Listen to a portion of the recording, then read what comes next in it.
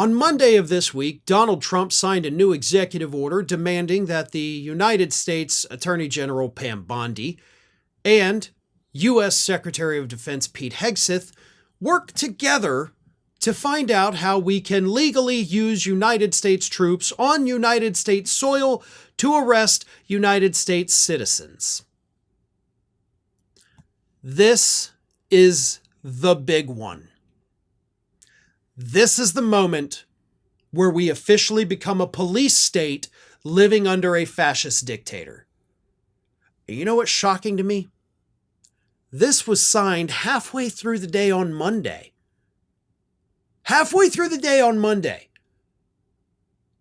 On Tuesday, which I didn't see this till halfway through the day on Tuesday, by the way, this should have been the only news on Tuesday. The only news. I don't give a shit that Tuesday was his 100th day. Let's take a look at everything. Yeah, that's great. Do a quick analysis and move the hell on. He told the DOJ to work with the Pentagon to find out how we can use U.S. troops on U.S. soil. We have now crossed that threshold. And by the way, he gave him 90 days to come up with a finalized plan. So this isn't something maybe we'll do. He's got a timeline on it because he wants it done, I guess, by midsummer at this point. Let me read you this. The executive order is titled, Strengthening and Unleashing America's Law Enforcement to Pursue Criminals and Protect Innocent Civilians. He issued several directives, including the establishment of a legal defense mechanism for law enforcement officers. A legal defense mechanism, meaning law enforcement officers are going to be given more clearance to do things that are currently illegal, but they're going to become legal. A crackdown on state and local officials who willfully and unlawfully direct the obstruction of criminal law, including by directly and unlawfully prohibiting law enforcement officers from carrying out duties. A crackdown on state and local officials. Let me rephrase that. Politicians. Donald Trump is directing the Department of Justice and the Pentagon to come up with a plan to use the military to arrest politicians. That's not hyperbole. That's not me overstating this. It's literally what it says. I just gave a clearer definition of what those words mean.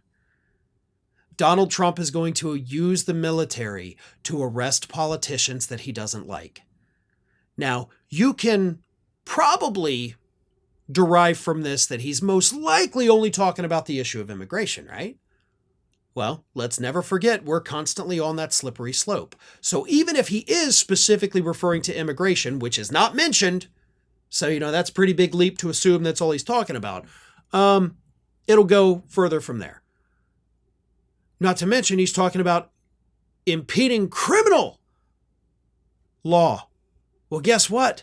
Immigration issues are not criminal law, they are civil. So even by your own definition, you couldn't go after these politicians for having what you call sanctuary cities. But it continues. Section 4 of the executive order. Using national security assets for law and order.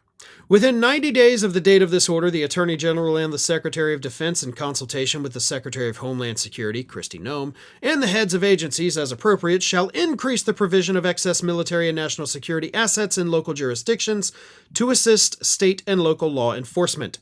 Within 90 days of the date of this order, the Secretary of Defense, in coordination with the Attorney General, shall determine how military and national security assets, training, non-lethal capabilities, and personnel can most effectively be utilized to prevent crime.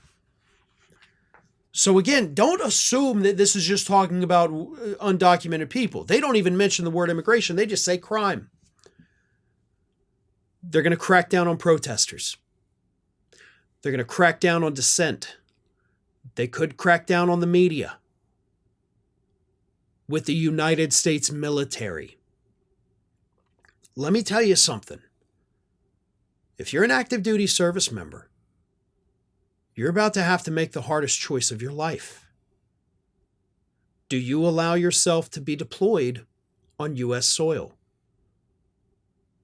Are you going to be one of the people that history is going to look back on that tells us later on, I was just following orders?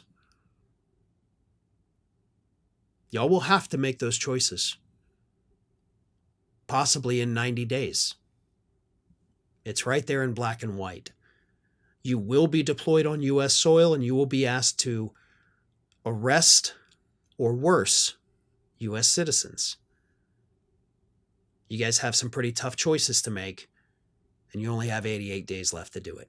Thanks for watching today, everybody. And don't forget, if you're not already, please do subscribe to this channel. We have fresh content going up every single day, and I would really hate for you to miss out on that. And speaking of missing out, if you're not following me across all other social media outlets, then get on it. You can follow the links in the description of this video.